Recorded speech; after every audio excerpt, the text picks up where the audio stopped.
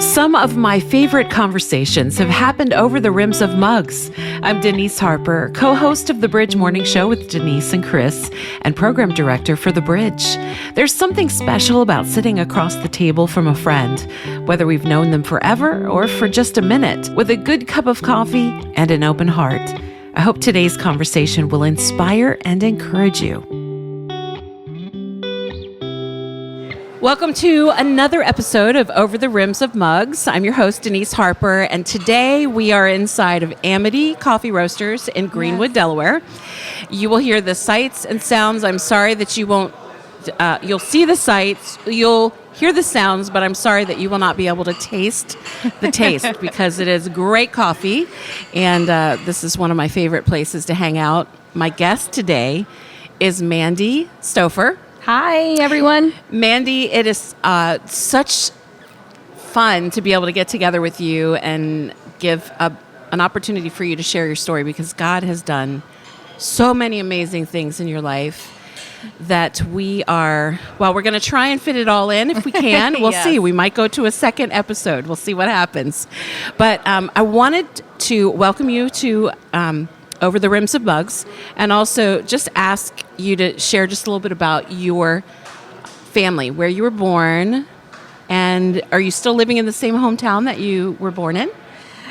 So actually, no, but I'm close by. So I am from Del Mar.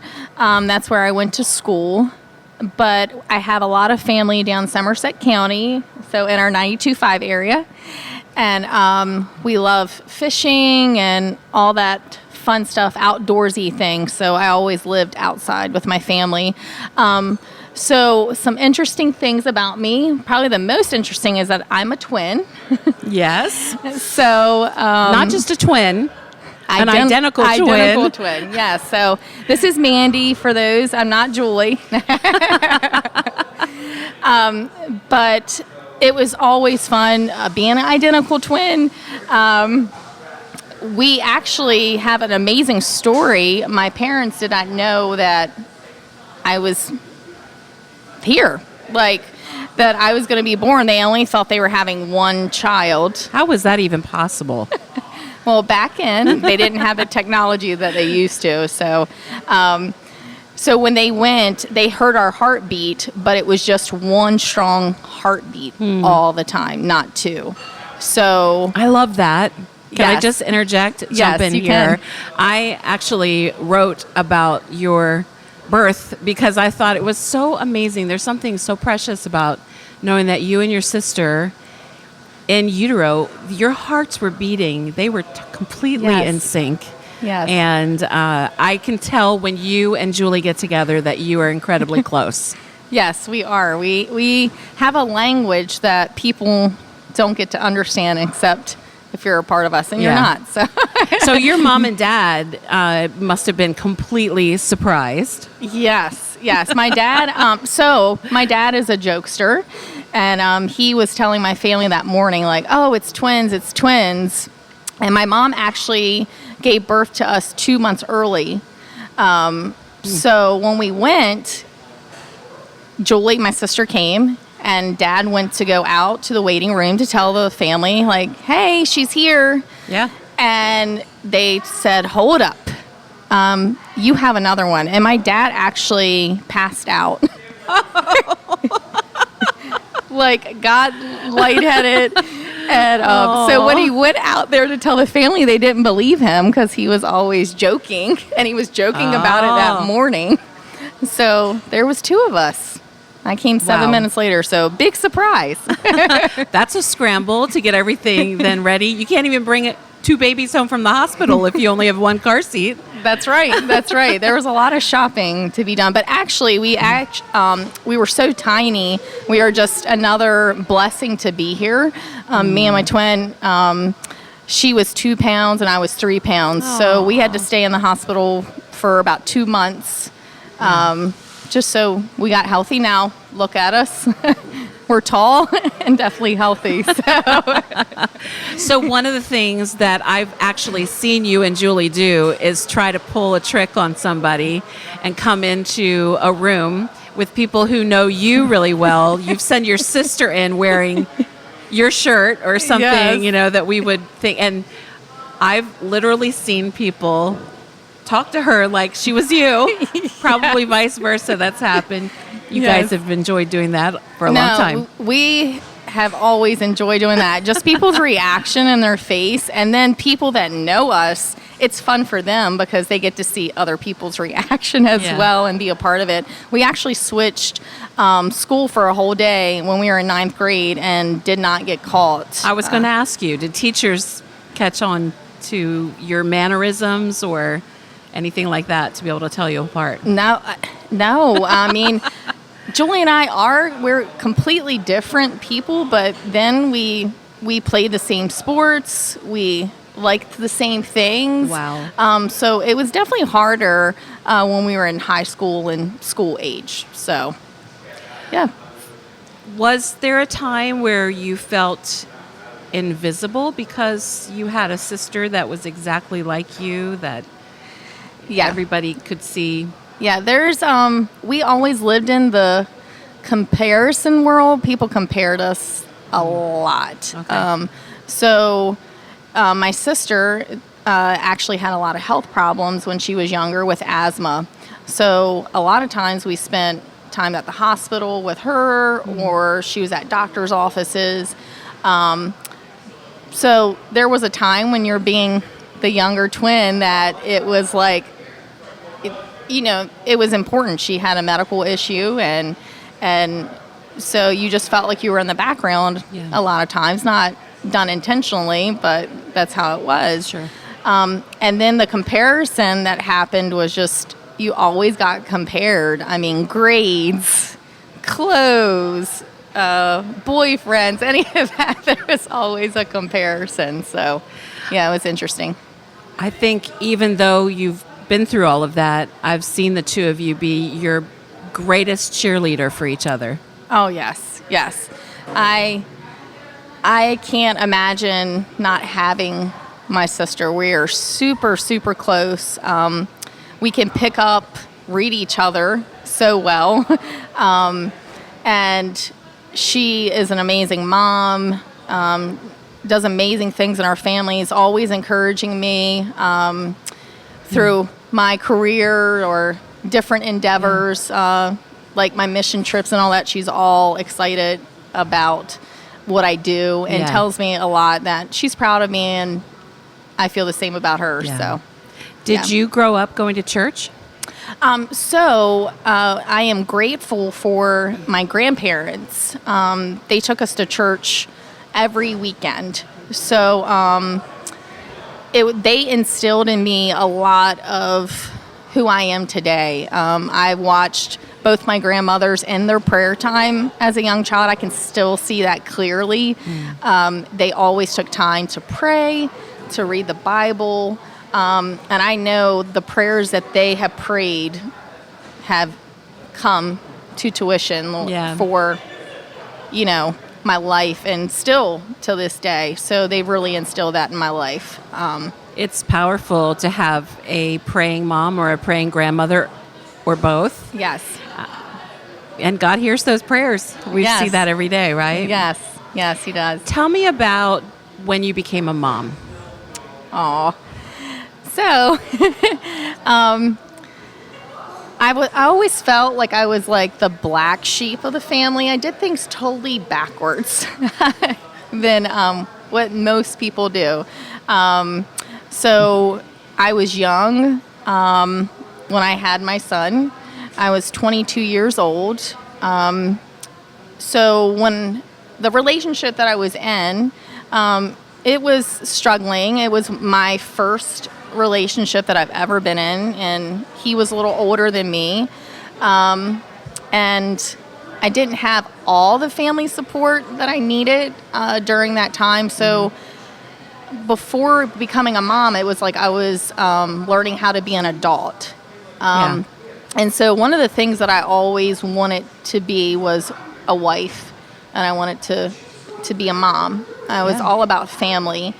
And so I did it backwards, though.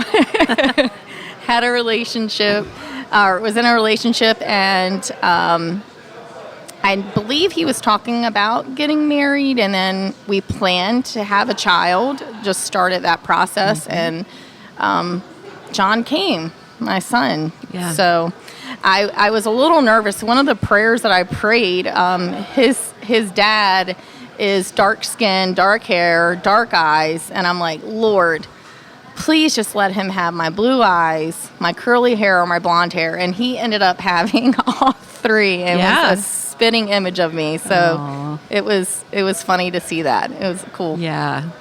Yeah. His name is John. John. He is 21 now. Wow. And I'm in a totally different season of parenting. Yeah. Yeah, it's a different time. It's different parenting an adult child, isn't it? Oh, wow. I always thought it was like the teenage years when they were driving, and I'm not saying that isn't hard, because it is. They all seasons of a parenting have different struggles or, and fulfillments. But being a parent to an adult is a whole other level of, they can make their own decisions, and you want to step in as a parent and say, hey, like, put the brakes on some things, but you are hoping what you instilled in them, they still remember, and still live by. So it's definitely different. Yeah.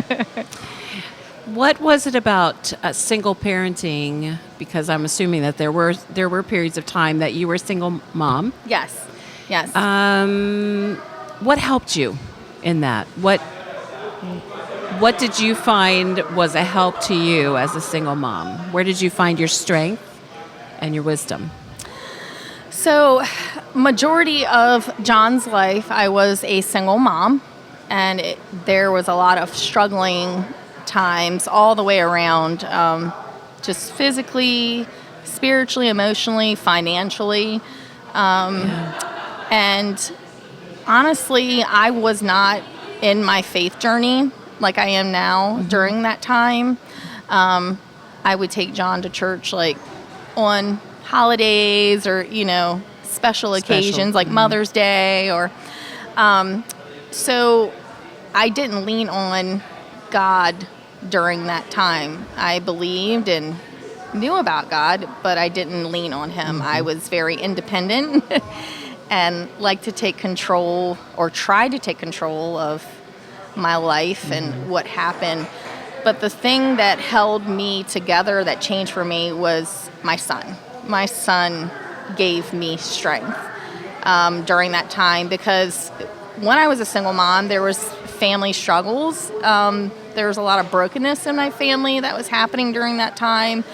My sister was away in California. Her husband was in the military, so the one person that I could lean on was on the other side of the United States.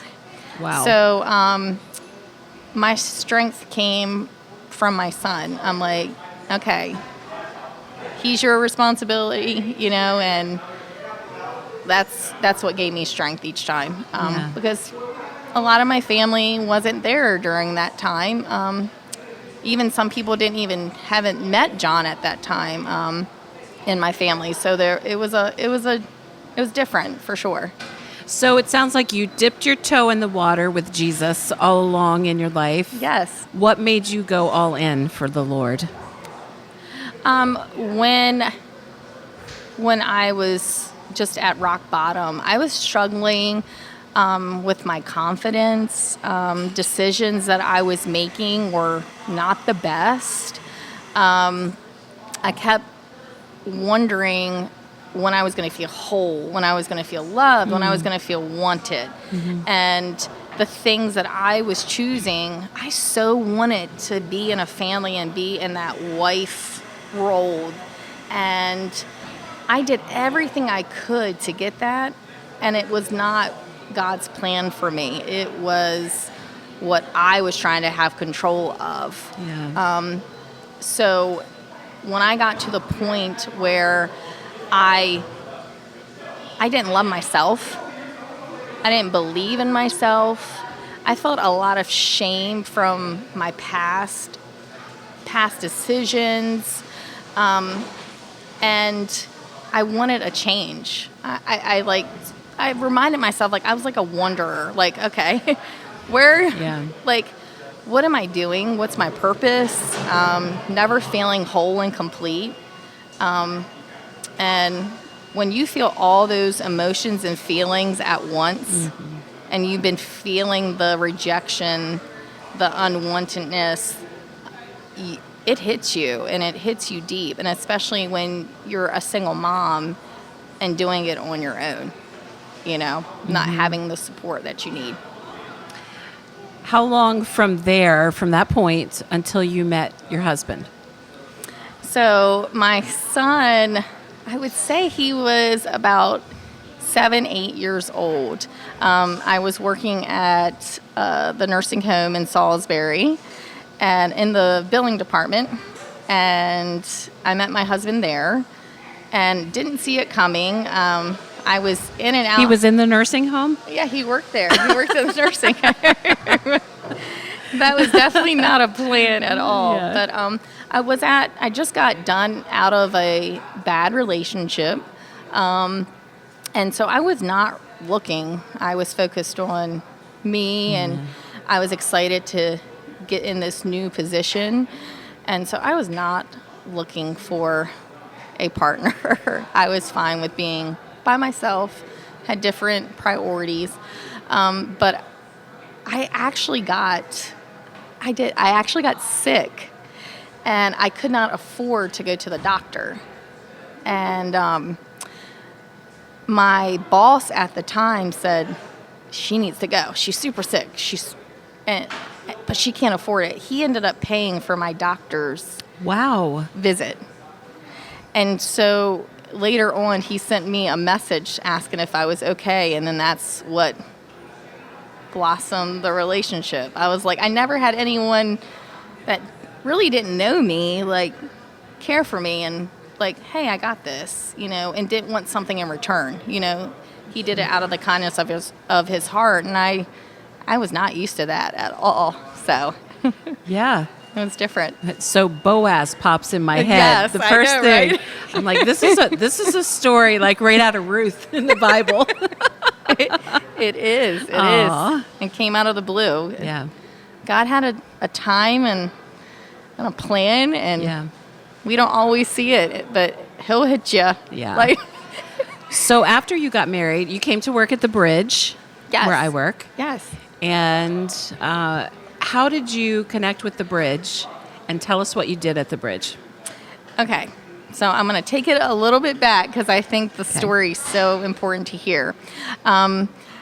We were attending Emmanuel Church in Salisbury, and I was one of the leaders in the nursery. And I was working from home at that time doing medical billing. And I was like, man, God, this is not what you called me to do. This was not my purpose. And I prayed with another team leader, Naomi. Me and her prayed for over a year. I said, I don't know what ministry I'm supposed to be in. I don't know when or what. I don't have the experience, which that's the doubt that the devil tries to fill in your head. Like, you don't have experience, but we prayed for a year faithfully. I prayed. And out of the blue, I remember Naomi called me and said, hey, Kristen, who used to work at the Bridge, she was at the church for a meeting that day and went up to Naomi and said, do you know anyone that is great with people that would love to be in ministry? And she thought of me, and I remember she called me and said, hey, you got to put your application into this ministry. And I'm like, I listen to the Bridge, but I don't have no radio experience. Like, of course the doubt comes in. And I was like, you know what? I prayed, I stopped, I prayed, and I said, God, if this is you, if this is your will, you're going to take care of this. I prayed, I put my application in, went through a lot of interviews. I remember one interview, it was in front of all the Bridge staff, and they all had a question to ask me. But it was really cool though, and I went through I think 3 interviews total and got the job at the bridge. Yes. So- And you worked in the events and community engagement, which Yes. you are perfect for. Yes, I started out in donor development in the 92.5 area. I was at a lot of the events, and I shined around people, and then that's when it turned into the community engagement. Yeah. And what an amazing time. Yeah. So I love that you had a prayer partner over a period of time where you were praying Yes. specifically together for each other. She was praying. God actually kind of dropped that nugget in front Yes. of her first Yes. to get your attention. Yes. Because you weren't even listening for that. I totally get that, because so often I have prayed about something and I'm expecting God to answer my prayer in a specific Yep. way. And he's trying to bring the answer from a different direction, and I'm not seeing it at all. Because Yes. I'm looking for him to do something over here, and he's coming over here, and it sounds like that's what happened with you as well. It is. It is. I mean, when you go through, some of the brokenness that I went through with family and being a single mom, and a lot of the shame, you feel like you're not qualified, and so a lot of times what happens is doubt will fill your head, and then you're not moving into the purpose God has for you. Yeah. And a lot of times, I know for me, I was staying complacent. Well, being complacent, you're going to miss out on the purpose that God has for your life.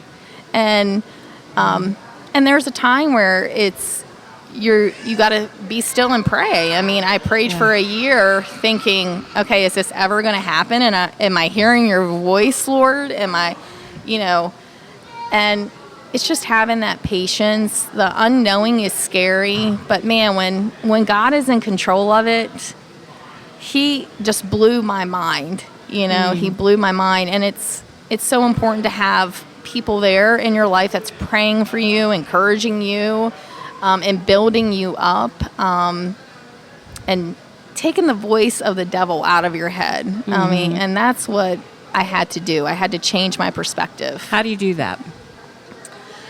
Time with him. Time with God. With God.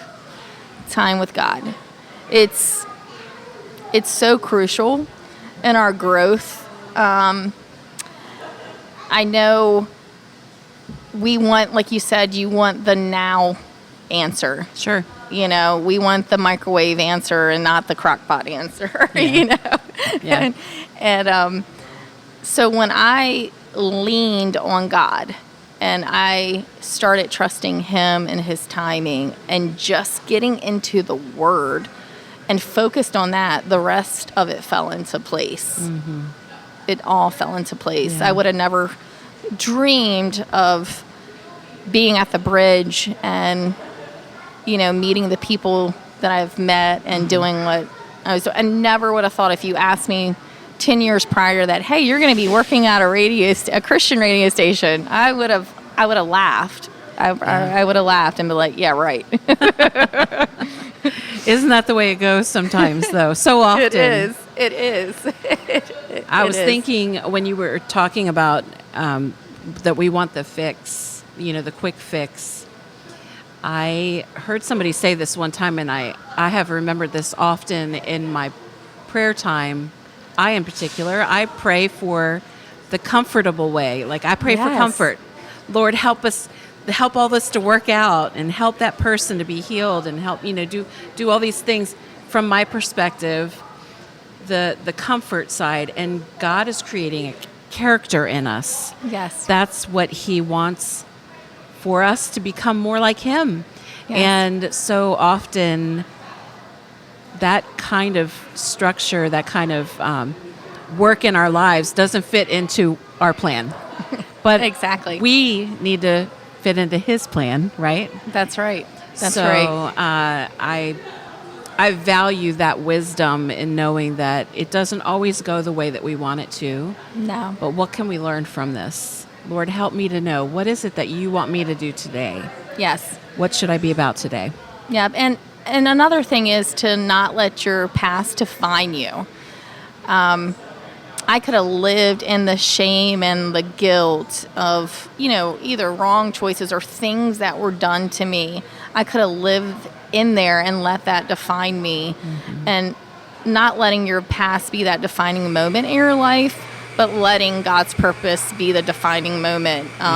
We're all called and we all have a purpose, and it's believing not only in Him, but in ourselves. And that's when things changed for me, is when I started to do an inner work. And not worry so much about the opinion of others. Like I said, the past. When I started working on the inner me, and you can't work on the inner me unless you are working on that relationship with God. Sure. That's where the strength comes from. That, and I have a sweatshirt. I have a favorite sweatshirt that says Godfidence.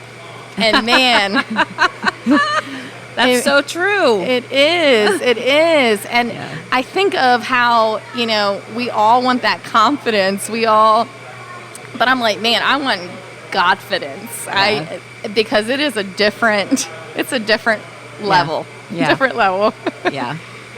So. Oh, Mandy, I love what God is doing in your life, and the fact that you're willing to be vulnerable enough to share your story to help somebody else. Yes. And I just pray that God will direct this podcast to the hearts of those who really need to hear. Yes. That God is in all of our life. He we is. have to look for Him, right? We do. And there were so many seasons in my life where I felt so alone, so rejected, so unwanted. And when we change our lens, when we change how we look and view things, we realize that God was there all along. And when I realized that He never left me and that He wanted the ultimate best for me, and we can do good works, but it doesn't mean that we're not going to suffer. And Jesus came here and did good works for us. And He suffered. Yes. So it's just embracing the suffering and embracing that it's going to happen whether we're doing good or bad. The suffering's there. But we have to realize the suffering that Jesus did for us. Amen. It's all about that perspective. And because of him, we have great hope. Yes. Wow. All right, you've given us a lot to chew on. I know. But you have so much more of your story. So I'm going to ask you if you'll stick around, and we'll bring a second episode out to tell the rest of your story. Yes. Up to the moment. I would love that. Okay. I would love that. Mandy Stofer from Del Mar. Yes. And I can't wait to hear the rest of your story and to help you share it. So yes. It is an honor and a privilege to be able to have this time with you. Thank you for joining us. If you're listening or you're watching and listening, till our next sip, I'm Denise Harper with Over the Rims of Mugs. We were never meant to journey alone. Whether you're having a great day or a hard one, we need each other to celebrate and to stand in the gap. Sharing our stories helps remind us that we're not alone. And when we sit with women who sit at the feet of Jesus, the conversations are different. We walk away feeling inspired, not inferior, because we know this Christian walk is a race, but not a competition. Thank you for listening to this episode of Over the Rims of Mugs. To share a comment, suggest a topic, or ask a question, email us podcast@wearethebridge.org. And please join me for a daily devotion on my blog entitled Treasured Inside. You can find it directly at deniseharper.blog or at wearethebridge.org/devotion. Until our next sip, I'm your host, Denise Harper, encouraging you to catch up with a friend or make a new one and enjoy some good conversation over the rims of mugs.